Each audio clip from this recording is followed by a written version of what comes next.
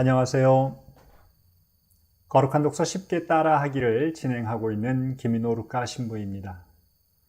이번 시간과 다음 시간을 통해서 여러분들에게 거룩한 독서를 쉽게 할 수 있는 아주 단순한 방법을 소개해 드리고자 합니다. 이 시간을 시작하면서 함께 성모님의 특별한 전구를 청하면서 기도하도록 합시다. 성부와 성자와 성령의 이름으로 아멘.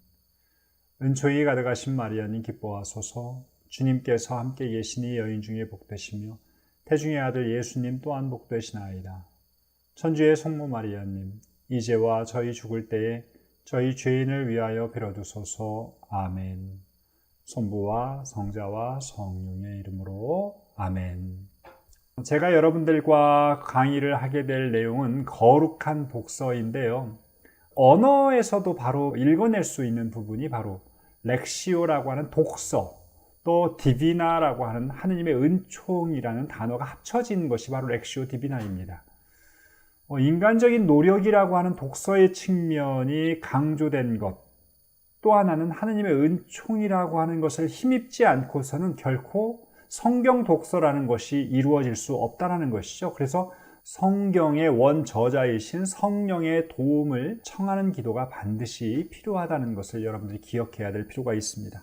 거룩한 독서의 순서들을 보면 침묵하고 그 다음에 성령 청원 기도를 바치게 되는데, 성령 청원 기도가 바로 원저자의 도움을 청하는 기도라고 보시면 되겠습니다. 제가 주일 복음을 중심으로 여러분들에게 거룩한 독서의 방법을 소개해드리는데요. 주일 복음을 선택한 이유는, 주일 복음은 내가 의도하지 않아도 성당에 가서 미사를 통해서, 그리고 신부님의 강론을 통해서 접할 수 있는 기회가 더 쉽게 노출되기 때문입니다. 저는 우리 신자들에게 거룩한 독서를 가르쳐주면서 가장 중요한 것은 자기 자신 스스로가 말씀을 듣는, 말씀을 먹는 기쁨을 회복하자라고 하는 것을 이야기하고 싶습니다. 태초에 하느님께서 인간을 먼지로 창조를 하셨습니다. 그 이후에도 하느님께서는 계속해서 사람을 창조하십니다. 바로 말씀을 통해서 창조하고 계시죠. 우리가 때로는 하느님께서 만드셨던 그 모상의 모습으로부터 조금씩 벗어날 수도 있습니다. 하느님께서는 당신의 말씀을 통해서 우리를 회복시켜 주시고 다시 치유해 주시고 재창조를 이루신다는 것, 말씀을 듣는 순간은 바로 하느님께서 그렇게 우리를 재창조하신다라고 하는 것으로 우리가 이해할 필요가 있는 것 같습니다. 묵상이라고 하는 단어를 자주 사용하게 되는데요. 묵상하다라고 하는 것의 언어를 조금 살펴보게 되면요, 히브리어의 으르렁거리다에서 이 기원을 조금 찾을 수가 있다고 그러죠. 묵상하다와 으르렁거리다가 어떻게 연결이 될까? 어떤 학자가 그것을 열심히 고민하다가 찾아낸 것은 바로 어떤 짐승의 모습을 보면서 그 답을 찾아냈다고 해요. 여러분, 혹시 개에게 뼈 같은 것들을 주어본 적이 있으신가요? 저도 그런 체험을 비슷하게 했는데요. 뼈를 주면 그 개는 옆에서 계속해서 주인 옆에 있다가 그 뼈를 받아들고 얼른 집으로 들어갑니다. 그리고 그 다음날까지 모습을 보이지 않아요. 그 다음날 그 개의 집 앞에 이렇게 나와 있는 건 어제의 그 뼈에서 살점이 하나도 남아있지 않다는 거예요. 골수까지도 싹 뽑아먹은 그 하얀 뼈만 남아있는 모습을 보면서 우리가 흔하게 버린 그 뼈에서조차도 먹을 것이 남았구나라는 생각을 할 때가 많은데요. 하느님의 말씀을 우리가 살점만 툭툭 떼가지고 먹는 경우도 있지만 아예 안 먹고 그냥 이렇게 침만 바르는 경우들도 있는데요. 하느님의 말씀은 물고 뜯고 빨고 핥고 하는 그 집중적인 먹는 시간이 필요하다는 거예요. 바로 그 먹는 것, 그것이 묵상하다의 기원이 된다는 것이죠. 또 하나의 제가 중요한 단어로서 여러분들한테 이야기하고 싶은 건 바로 듣다라는 단어인데요. 이스라엘 사람들은 그 지역에는 화산 폭발로 인해서 석회라든가 이런 것들이 굉장히 많이 먼지가 되어서 날아다니는 경우들도 많았던 것 같아요. 돌도 물론 많고 밭 같은 데도 그런 것들이 굉장히 많지만요. 그래서 이 귀에도 그런 것들이 껴서 굳어버린다는 생각들도 했던 것 같아요. 그래서 하느님의 말씀을 듣다라고 하는 단어의 기원을 들어가 보면 돌을 깨다라는 뜻이 있어요. 우리가 무엇으로 인해서 오늘날 귀에 이렇게 돌이 낄까요? 세상의 소리에는 발달되어 있는데 또 무엇인가 권력을 쫓고 재물을 쫓는 것에는 익숙해져 있는데 때로는 하느님의 목소리를 듣는 시간들이 줄어들다 보니까 우리는 어쩌면 그런 다른 것들로 인해서 그냥 귀가 막혀버린지도 모르겠어요. 하느님의 말씀을 듣는다는 건 이렇게 곡괭이로 돌을 깨는 노력들이 필요하다는 것이죠. 하느님의 말씀을 듣는 자세를 갖춘다는 것은 이러한 수고도 병행되어야 된다는 것을 기억할 필요가 있는 것 같습니다. 전통적인 거룩한 독서의 방법으로 소개하고 있는 것은 이렇게 6가지인데요. 침묵하라. 침묵이라고 하는 건 하느님의 말씀을 듣기 위한 인간의 최고의 방법이라고 하는 이야기가 있습니다. 가장 적극적인 자세가 바로 침묵이라는 것이죠. 세상의 소리에 또 내 마음에서 울려 퍼지는 여러 가지 소리에 침묵할 수 있는 것, 외적인 침묵만이 아니라 내적인 침묵까지도 요구하는 것이고요. 조금 전에 설명을 드린 대로 성령 청원기도, 성경의 원저자에게 도움을 청하는 것, 그리고 독서와 묵상, 가장 중요한 부분이라고 할 수도 있겠죠.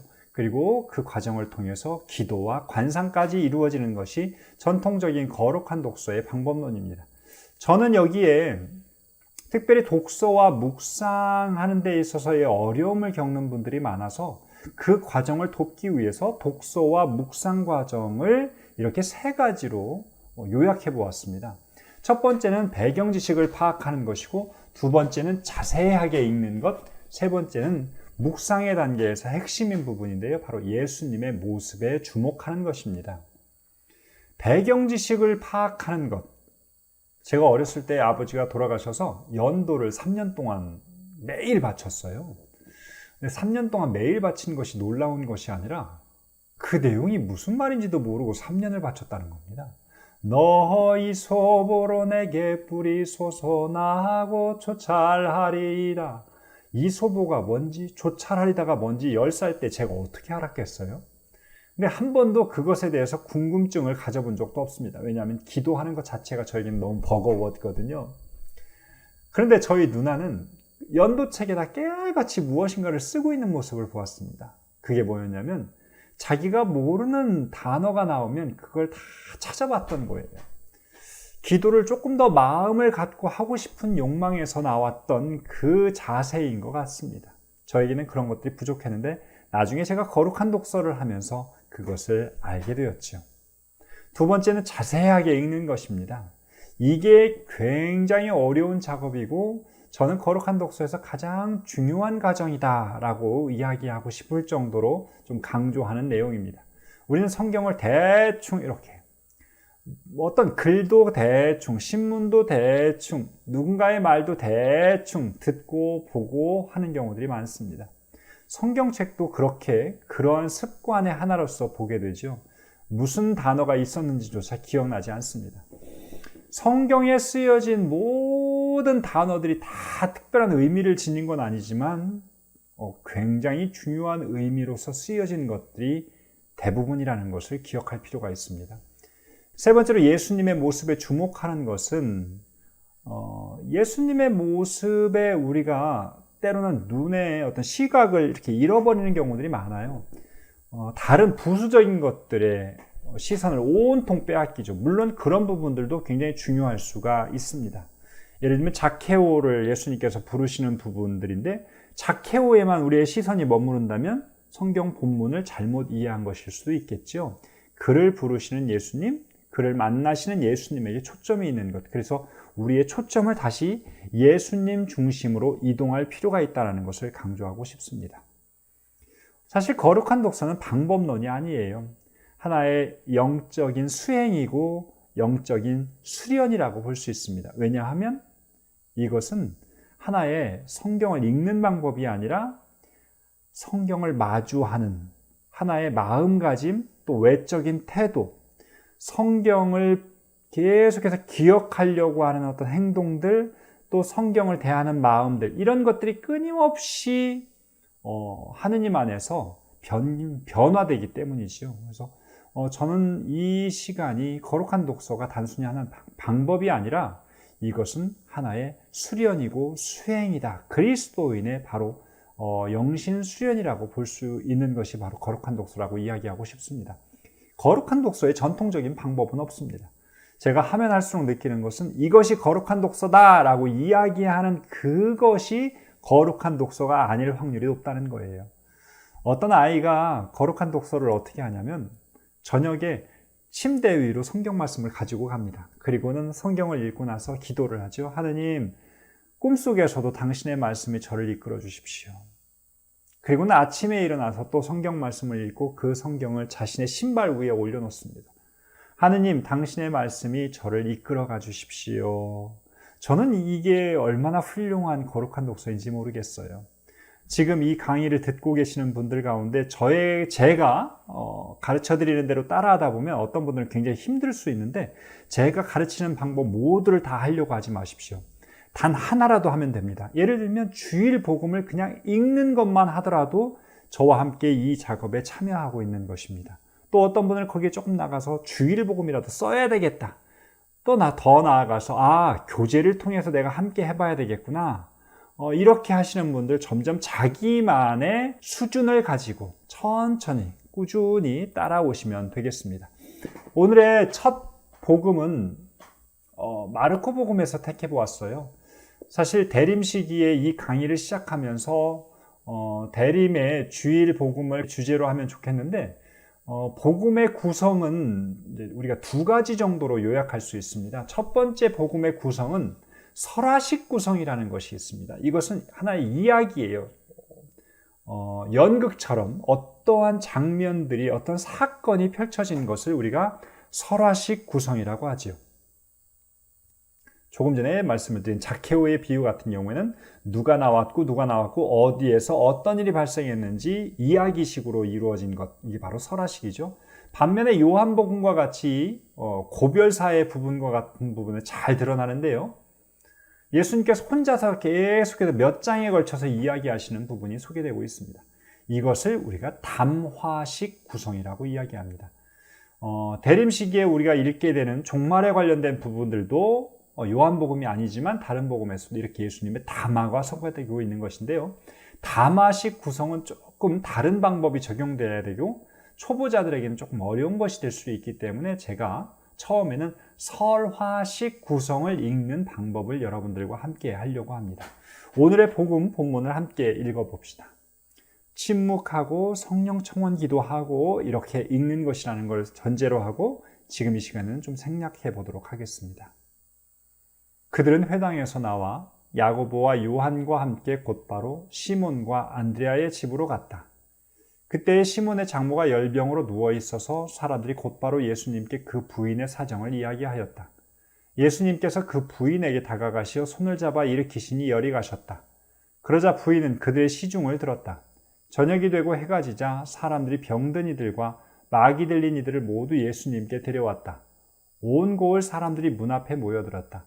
예수님께서는 갖가지 질병을 앓는 많은 사람을 고쳐주시고 많은 마귀를 쫓아내셨다. 그러면서 마귀들이 말하는 것을 허락하지 않으셨다. 그들이 당신을 알고 있었기 때문이다. 자, 성경을 이렇게 본문을 주일복음을 딱 보게 되면 이게 지난 연중 나해의 5주일 복음입니다. 사실은 이걸 3년마다 우리가 반복해서 듣기 때문에 뭐 한 30년 하신 분들은 이 복음을 10번 들었다는 거예요. 근데 참 놀라운 건 처음 듣는 것 같다는 것이죠. 자, 그러면 여러분들에게 이제 이 복음을 좀 다르게 들을 수 있는 방법을 소개해 드리겠습니다. 제가 아까 소개해 드린 대로 순서를 따라가 보면 첫 번째 배경 지식을 파악하라. 배경 지식은 단순합니다. 내가 쭉 읽다가 모르는 것이 있으면 표시를 하면 돼요. 한번 체크해 볼까요? 회당, 야고보와 요한, 시몬과 안드레아가 누구야? 이런 것들도 볼 수 있고, 문 앞에, 예수님의 집은 어떻게 생겼을까? 이런 것들도 볼 수 있죠. 자, 그럼 이걸 어떻게 찾을까요? 궁금한 것이 있으면 1번, 시모님한테 전화한다. 2번, 주석서를 산다. 3번 인터넷을 검색한다. 네, 2번과 3번은 좋습니다. 자, 저하고 함께 해보도록 하죠. 검색 엔진을 키면 이렇게 나오죠. 그러면 여기에다가 뭐 회당 이렇게 쳐보시면 회당이란 하면서 뜨는 부분이 있습니다. 그런데 여러분들이 회당에 대해서 뭐 글로 읽으셔도 되고요. 이렇게 이미지 같은 것들을 이렇게 해보시면요. 어우, 너무 좋죠. 이렇게 생겼대요. 옛날에 이렇게 생겼다죠. 회당의 구조라든가 이런 것들도 이렇게 나옵니다. 그러면 이런 것들도 한번 자세히 보면서 여러분들이 그 글을 읽으실 수 있겠죠. 회당은 어떻게 운영됐나, 회당의 예배는 어떻게 진행되었나, 뭐 이런 것들 보실 수가 있게 됩니다. 아주 친절하죠. 여러분들이 각자가 모르는 것이 있으면 보면 됩니다. 그러면 또 예수님 시대의 집은 어떻게 됐을까? 예수님 시대 집 이렇게 쳐보면 여러분들이 이렇게 볼 수 있을 것 같아요. 이 그림으로도 나와 있고 또 전체 모습으로도 보면 옛날에 고고학 연구라든가 이런 것들에서 보면 그 당시에 집들이 나오게 됩니다. 무엇으로 전했는지 가옥 구조로 이해하는 성경, 뭐 건축 방법, 가옥 형태 이런 것들도 이렇게 있죠. 한번 검색하셔서 여러분들이 보시면 되겠습니다. 자, 이렇게 단칸방 집들이 있었고 또 집의 크기는 이랬고 또 벽은 이렇게 구성되었고 뭐 이렇게 자세히 보면서 이 배경 지식이 좋은 건요. 모습을 볼 수가 있다는 거예요. 그동안은 그냥 머릿속에서 회당이라는 단어만 떠올랐는데 이제 이런 걸 찾아보니까 모습이 그려집니다. 머릿속에 그냥 자연스럽게 그려지는 것이 배경 지식의 목적이라고 볼 수 있겠습니다. 자, 배경 지식은 이렇게 여러분들이 한번 찾아보시면 돼요. 두 번째는 이제 자세하게 읽는 것인데요. 자세하게 읽기에서 가장 강조하는 것은 저는 육하원칙으로 읽어라. 언제 어디서 누가 무엇을 어떻게 왜 했나? 요 부분들을 보는 것인데요. 뭐 다 볼 필요는 없습니다. 그래서 제가 짧게 등장인물이 누구냐, 장소가 어디냐, 시간이 어떻게 되고 있느냐, 전체적인 사건이 뭐냐라고 하는 부분을 보는 것입니다. 그래서 등장인물, 장소, 시간 플러스 사건 요약해봐라. 자, 제가 표시해놨지요. 등장인물은 빨간색입니다. 그들은 야고보와 요한, 시몬과 안드레아, 시몬의 장모, 예수님, 병든 이들, 고울 사람들, 마귀 들린 이들, 마귀. 이렇게 해서 등장인물이 되겠습니다. 또 있으면 체크해 보시면 되겠죠. 성경에 이렇게 색연필로 표시를 해도 되겠습니다. 장소, 회당, 집, 문 앞 이렇게 나옵니다. 시간, 시간도 나오네요. 저녁이 되고 해가 지자. 그러니까 아마 이 회당에서 나왔던 시간은 훨씬 전이겠죠. 시중을 들었다는 얘기 보니까 아마 점심 전에 나와서 치료를 해주시고 저녁이 되었고 이렇게 그 다음에 이어지는 부분은 예수님의 새벽에 일어나셔서 기도하시는 장면이 나옵니다. 이렇게 시간의 경과에 따라서도 여러분들이 스토리를 이렇게 머릿속에 올리실 수가 있겠죠. 자, 그 다음에 중요한 건 사건의 요약입니다. 여러분 이 내용을 한 줄로 요약해 보십시오. 우리가 드라마를 보고 어제 못 봤는데 친구한테 야 드라마 어제 내용이 뭐야? 그러면 어떤 친구는 1시간짜리 드라마를 보고 한 줄로 요약합니다. 죽었어. 어떤 사람은 한 10분 보고 나서 2시간을 이야기하는 사람들도 있어요. 성경 본문을 읽고는 가장 먼저 그냥 한 줄로 요약해봐라. 예수님께서 시몬의 장모를 고쳐주셨다 할 수 있겠죠. 그 다음에 2줄로 한번 늘려보십시오. 예수님께서 시몬의 장모를 고쳐주셨고 병든 이들과 마귀 들린 이들을 고쳐주셨다 이렇게 할 수도 있겠죠.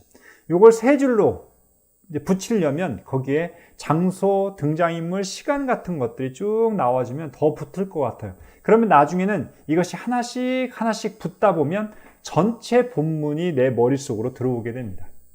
처음에는 사건의 요약으로 시작하지만 나중에는 본문을 나도 모르게 암기를 하게 되는 것이죠. 정확한 단어로 습득되지는 않더라도 우리가 전체적인 내용들을 알게 됩니다. 처음에 성경책은 어디에 있었습니까? 이렇게 글로 된 책이 있었는데 이걸 요약하고 나니까 어떻게 되냐면 이제 성경 말씀이 이 머릿속에 있게 되는 거예요. 그러면 내가 걸어 다니면서도 오늘 성경 말씀을 기억하는 것이죠. 또 돌아가면서 그들은 회당에서 나와 야고보와 요한과 함께 시몬과 안드레아의 집으로 갔다. 쭉 계속 말씀을 계속 반복하는 건 말씀이 건드릴 수 있는, 나를 건드릴 수 있는 여유를 주는 거예요. 하느님께서 나를 건드리실 수 있는 시간.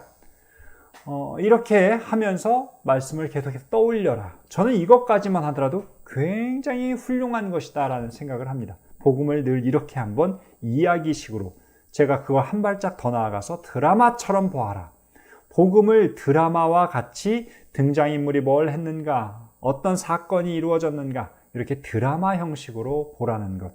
그런데 배경 지식을 공부했으니 그 장면들이 이제는 머릿속으로 그려진다라고 하는 차이를 보게 될 것입니다. 두 번째 측면은 조금 더 자세하게 읽는 거예요. 이건 하셔도 되고 안 하셔도 되는데 또 좀 이 전반부가 되는 사람들을 위해서 제가 다음 단계로 넘어간 것입니다. 등장인물별로 행동을 한번 나누어서 파악하는 것이죠. 여기에 등장인물이 누가 나옵니까? 그들이 나왔죠. 시몬의 장모, 사람들 나오는데, 여기 아마 사람들과 이렇게 등장인물별로 제가 색깔별로 조금 나누어 본 거예요. 제가 예수님이라고 하는 부분은 조금 굵은 글씨로 표현을 했습니다. 자, 여기에서 좀 시몬의 장모 한번 볼까요? 이제 여기에서부터 저는 읽기에서, 독서에서부터 묵상으로 자연스럽게 넘어갑니다. 시몬의 장모, 열병으로 누워 있었대요. 그런데 예수님의 치유를 받고 나서 시중을 들었답니다. 이거를 보면서 갑자기 묵상으로 이어지죠. 누워 있었던 사람, 병든 자를 표현하는 것이요. 성경에서 누워 있다라고 하는 건 아픈이에요. 건강한 사람은 걸어 다니는 사람이죠. 자, 부인이 그들의 시중을 들었다. 치유된 사람의 첫 번째 행동이 바로 시중이에요. 이 시중을 다른 말로 하면 봉사라고 볼 수 있겠죠. 치유된 사람이 제일 먼저 한 행동이 봉사다. 그걸 말을 바꾸어 보면 봉사는 치유의 표지다라고 하는 결론에 이르게 됩니다. 오늘날 성당에서 봉사자가 없다는 이야기를 많이 해요. 그 말은 무슨 말이냐면 성당에서 치유자가 없다는 것이죠. 치유가 일어나지 않는 곳, 성당이 그저 일터가 되고 있다라는 겁니다. 성당은 치유가 이루어져야 됩니다. 자기가 치유를 받았다고 하는 사람은 반드시 이렇게 봉사를 통해서 자기 자신의 치유받았음을 드러내야 한다는 것. 이 봉사의 임무는 또 다른 치유를 우리에게 가져다 준다는 것을 명심할 필요가 있는 것 같습니다. 자, 그 다음으로 우리가 볼 것은 사람들의 모습입니다. 사람들이 누구냐? 예수님한테 그 부인의 사정을 이야기했어요. 또 사람들이 병든 이들과 마귀 들린 이들 예수님께 데리고 옵니다. 사람들이 성경에서 우리가 주목하기를 잘 안 했던 것 같은데, 어떤 성경에 의하면, 적어도 마르코복음에 의하면 사람은 누구냐? 예수님의 도움이 필요한 이의 사정을 이야기하는 사람이에요. 그리고 그들을 문 앞까지 데리고 오는 사람들입니다. 치유의 봉사자, 협력자. 사실 이 치유는 예수님에 의해서 전적으로 이루어지는 것인데요. 성경은 굳이 사람들의 역할을 언급하고 있습니다. 하느님께서는 모든 것을 하실 수 있지만 우리를 초대하신다. 성경이 의미하는 사람, 그런 걸로 정의해 본다면 우리는 사람이 되고 있나요? 우리가 사람같이 산다는 것, 그것은 어쩌면 성경에 의하면 이러한 삶을 사는 것입니다. 누가 아픈가? 누가 치유가 필요한가? 그것을 도움이 필요한 일을 도와줄 수 있는 분에게 데리고 가는 것.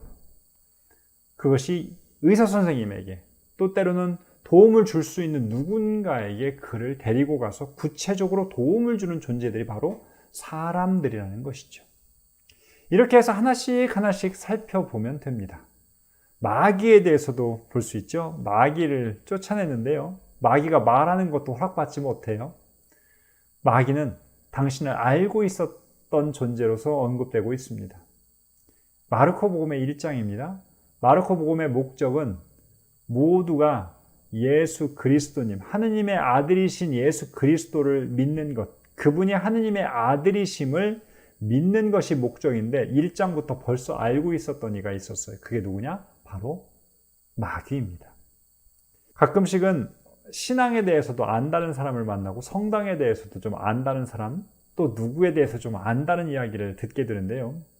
그 알미 얼마나 무서운 것인지를 오늘 복음 말씀을 보면 우리가 신중하게 그 안다라고 하는 단어를 써야 된다는 걸 생각하게 됩니다. 그래서 저도 늘 강의하고 할 때마다 이렇게 십자성호를 제 입에 댑니다. 하느님, 저에게 말하는 것을 허락해 주십시오.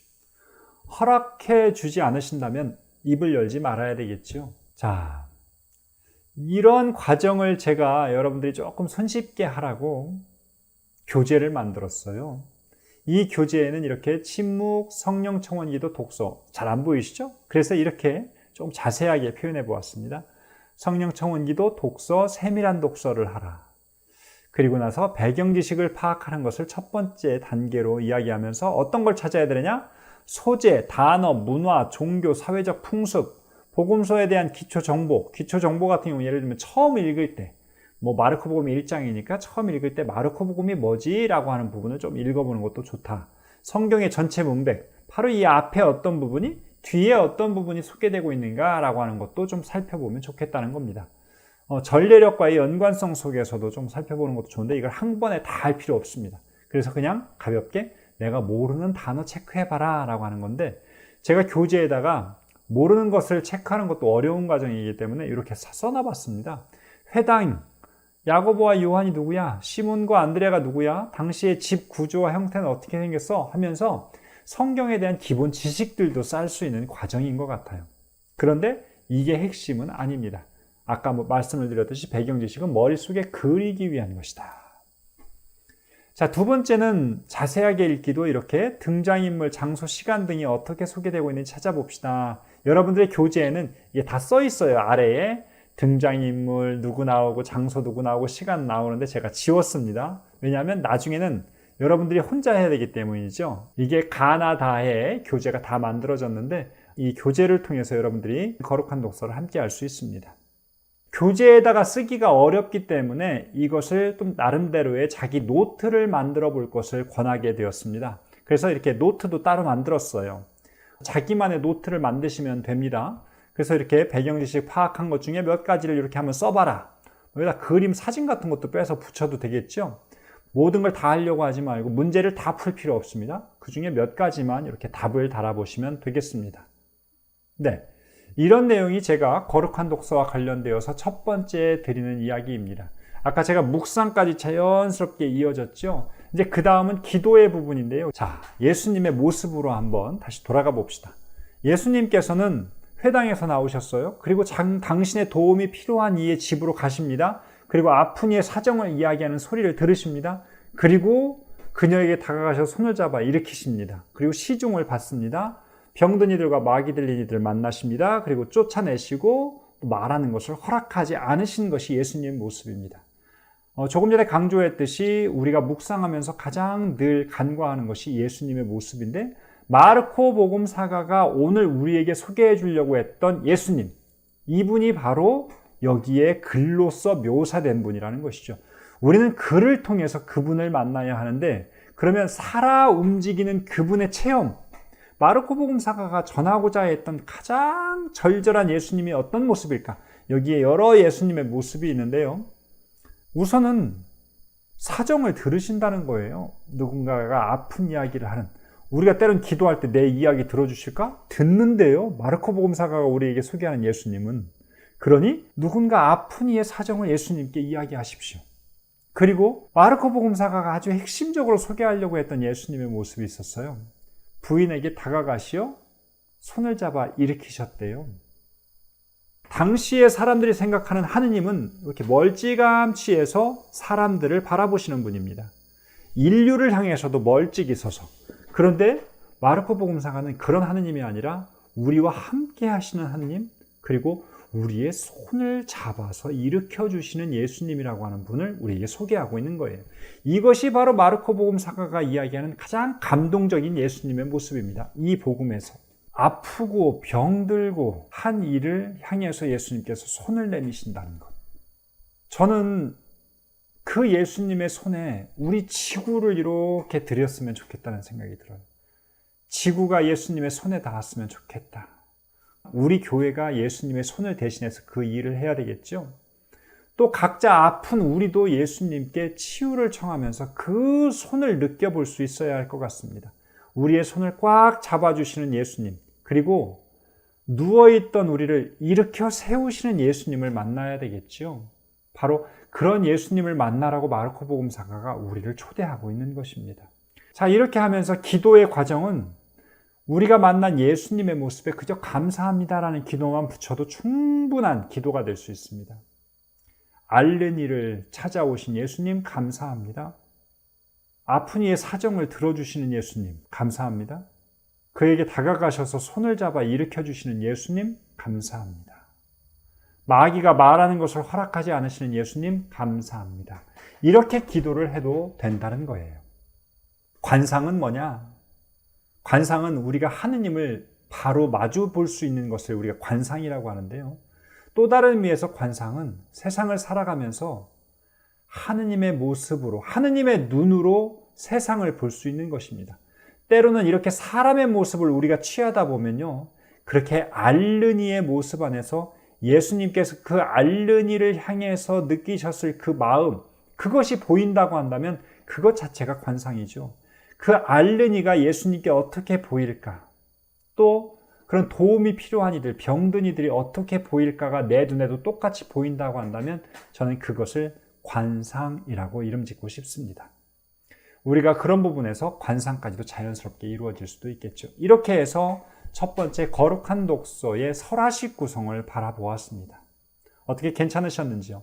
바쁘게 따라가다 보니까 아마 정신 없으셨을 수도 있는데, 그래서 다음 주에도 이 설화식 구성의 또 다른 예를 함께 보도록 하겠습니다.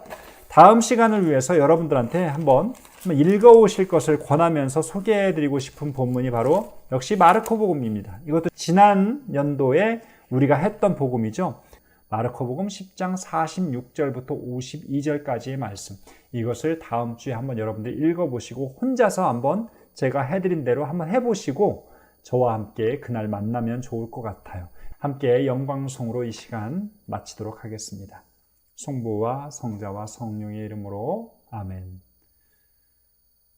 영광이 성부와 성자와 성령께 처음과 같이 이제와 항상 영원히 아멘.